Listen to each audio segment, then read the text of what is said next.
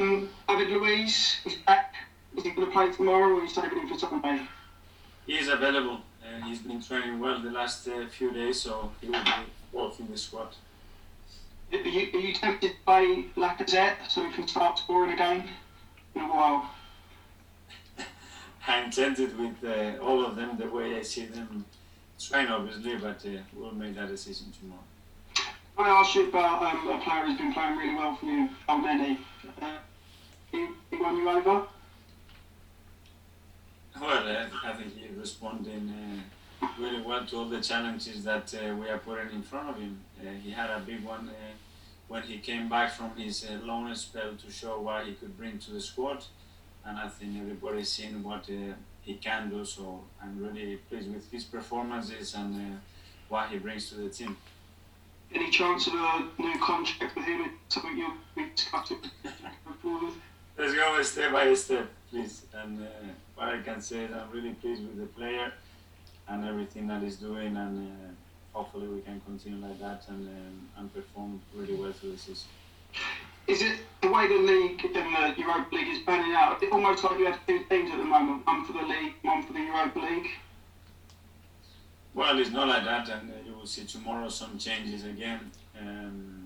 I believe we have to manage over time the minutes and the exposure that we get with the players, with the amount of games that we have not now, but then the international week they play 3 games, and then I think till March we're playing every 3 or 4 days. So we have to think, what we need at the present, but as well midterms as well a little bit, because it's going to get really, really condensed. And the last one from me, Tony Adams was on TV after the Man United game, and he said some interesting things about you. He said, you've done a remarkable job.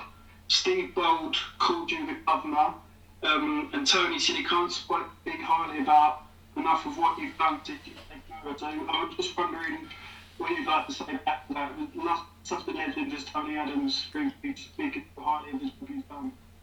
Well, obviously, we have to take always in consideration big legends from the football club, what they say, the opinions, things that they see as well, and what we are able to transmit to these people that they've been involved and they've been a big part of who we are now as a club. So thank you so much for the support. Obviously, it's pleasant to see that they feel that way with what we are trying to do. And as well, I know that's still how much we have to do to get to the level that we all want, and they were in the past. But that's the challenge that we face ahead of us. Thank you very much. Good luck. Thank you. Thanks, George. Ian from TalkSport. Hi, Mikel. How are you? Hi. So how big a result was Sunday? Because Arsenal hadn't won there at Old Trafford for something like 16 years. So how big a result for confidence was Sunday? Yes, obviously we needed that because we were really disappointed with the result against Leicester, considering how the game went. But to see the reaction of the team in such a stadium with the history we have in terms of results, playing at Old Trafford, and then the courage, I said to the game, before the game and after the game, that I wanted to see the team play with courage, being us, and I think we were us from the first minutes, and to get a big result over there. Obviously, it's always a big boost in terms of confidence and belief, and now it's being consistent and doing it again in 3 days later. You've been asked about the schedule and about mixing your team, changing your team for the Premier League and Europa League. How realistic, playing 2 or 3 times a week, and you said you'll be doing it through till March, how realistic is it to battle on 2 fronts in terms of the Premier League and the Europa League? Throw the FA Cup in there as well if you want for the new year. That's a tough question. I think now we have the numbers to do that. I think we can rotate players, and we have enough players in the squad to be able to maintain a really competitive squad every 3 or 4 days. The moment you start to get injuries, suspensions, and whatever it comes, it's going to get more and more complicated. But this is our obligation to try to compete in every competition, and we're going to be trying to do that till the end. And obviously the circumstances will tell how much or how well we can do. And finally from me, you've been in the job now for 11 months, and as you've been saying, you've been getting a lot of praise from legends at the club and other commentators as well. Do you feel now absolutely like this is your team and you're doing everything the way you want to, and that if Arsenal succeed now, it's all down to you? No, it's down to the players, how they perform and what they are able to achieve and do on the football pitch. I'm just here, another piece around the club to try to help them as much as possible, to give them confidence, to give them or pass them my idea of how we have to play, how we have to live together, how I understand this profession, and I know how complicated it is. But yeah, it's been almost 11 months, almost 4 of them at home, sitting at home. So yeah, for the first job, I think it's very special circumstances, and that we try to manage the best possible way. Good luck tomorrow. Thank you. Thanks, Ian. We're joined by a few members of the media from Norway today, so if we could go first to Hakon from Discovery Norway, please. Greetings from Norway. Hello. Mikel, having analysed Molde, what do you view as their weaknesses and strengths? Their strengths are that they work really well as a team. They are really a strong physical team, really well organized. I would say defensively, really hard to beat when they get in this middle low block. With some creative players that are dangerous in the final sets and a real threat on set pieces as well. Obviously, the table now it's really tight. We both won both games, so it was probably the most difficult game that we played so far in the competition. Yeah, do you view you two as the favourites for the group to advance? Well, I don't know. It's still only two games. Things can change a lot in the next fixtures, but obviously we are at home. We have the possibility to go in front on our own. We want to finish first and get through the group stage as quickly as we can, and in order to do that, we have to beat them tomorrow. Thank you. Thank you. Okay, Aralas from VG Norway, please. Hi, Mikel.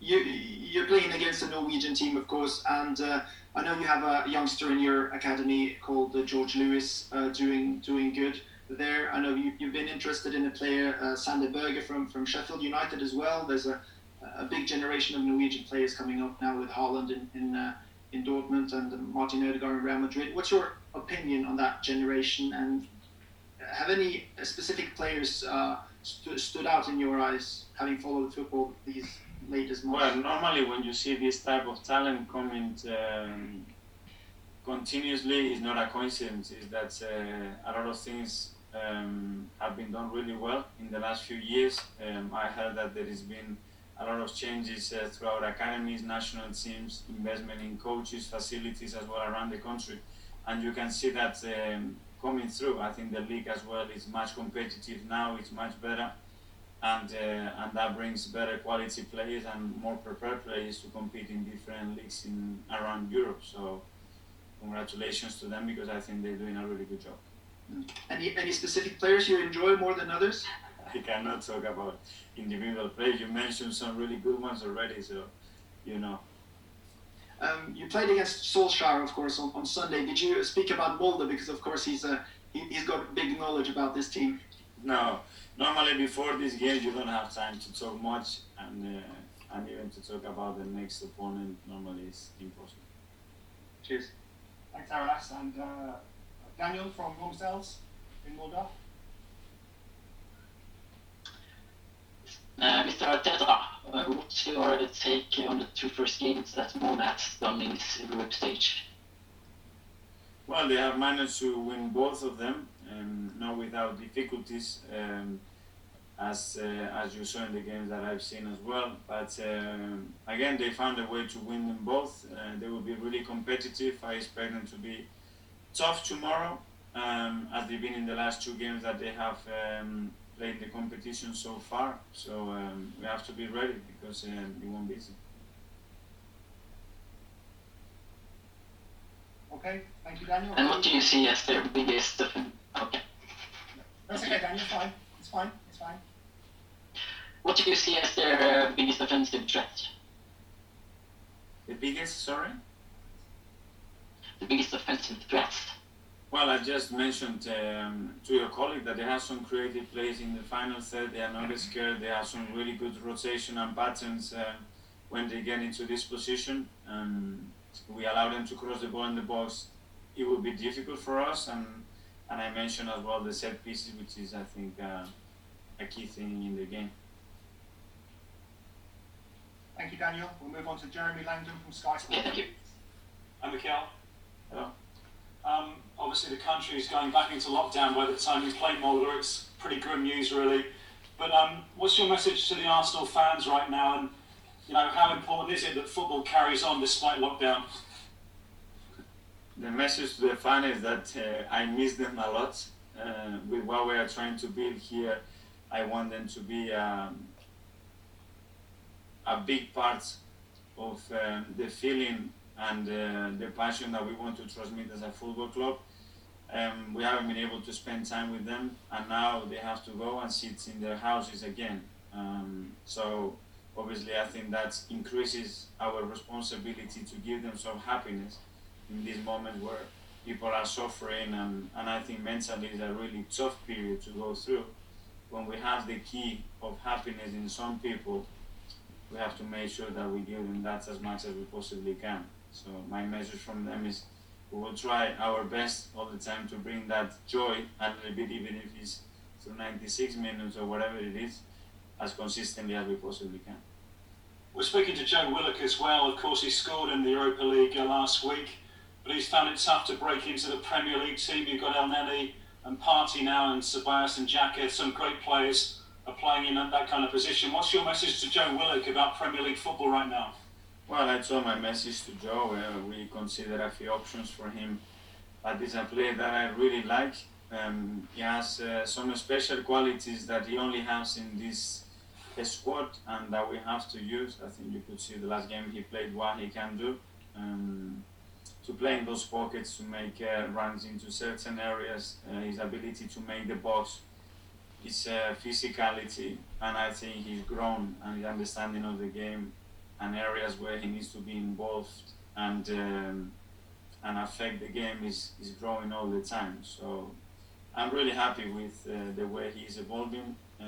He's doing everything he can. So the fact that he's not playing more is, as you mentioned, because of the competition in those areas. Just one last one. We're reading reports that William Saleem, of course, who hasn't played at all this season and is not in the Europa League squad, is fed up basically with no football. What would you say about that?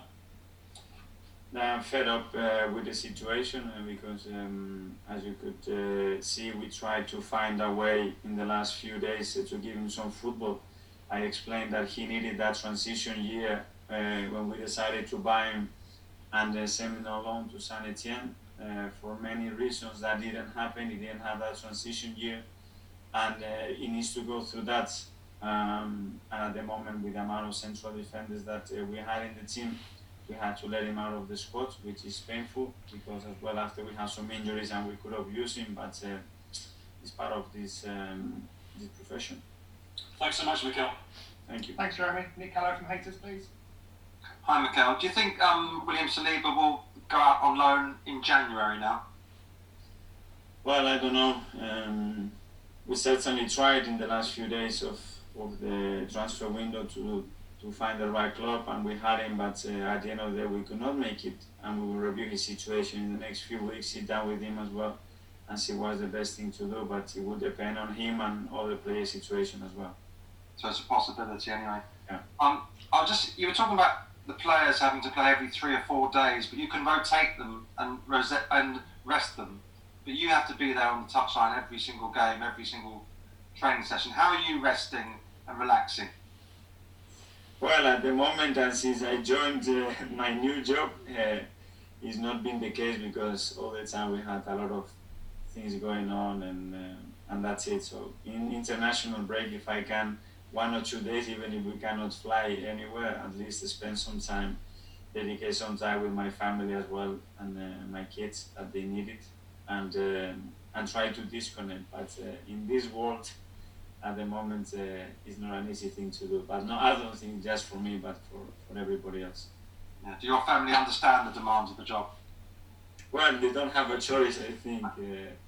But yeah, they are really supportive. We knew that when we accepted this challenge as a family, that the pros and the cons as well. That's like in every decision that you make in life, always have. But I feel really privileged for the opportunity that I have to manage this football club, and they are fully supportive with me, which is an incredible thing to have. Just finally on that subject, do you think with so many games, the intensity of football, being a manager is becoming a job for a younger man? For example, could you be doing this in your late 60s and do 22 years at Arsenal like Arsene Wenger? Well, I don't know, but when I used to play for Arsene as well, I think not just myself, but I think we all admire the capacity, the mental strength that you have to survive, just survive in this job for so long. And then when you talk about a club with this dimension to do it for over 20 years, is an incredible achievement. And